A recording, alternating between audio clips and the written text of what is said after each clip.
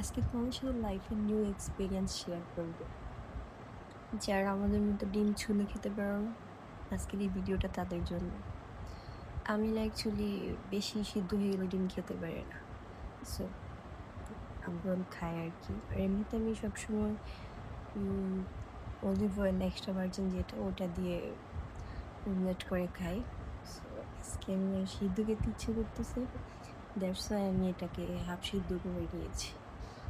তো এটা যদি আমি ছুলে খেতে যাই খেতে পারবো না, বিরক্ত লাগবে। সো এই জন্য নিউ একটা আইডিয়া আমার মাথায় আসলো, তো এইটা তোমার মতো সাথে শেয়ার করতে চলে এসেছি। দেখ, প্রথমে আমি এটাকে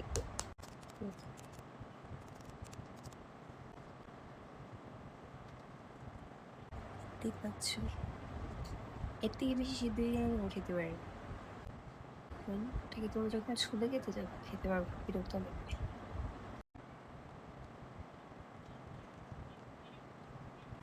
আইডিয়াটা কিন্তু ভালো, খারাপ না।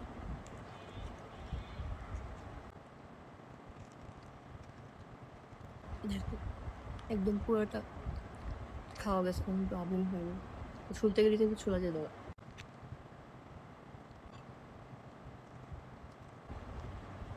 এভাবে ডিম খেতে বসে না নিজেকে বড় বড় লাগছে।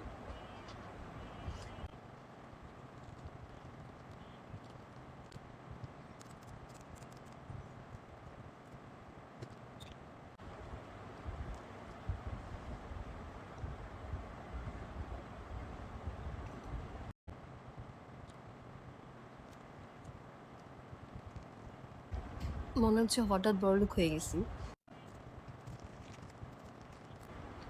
এভাবে খেলে একটু নষ্ট হবে না, পরে খেতে পারবা।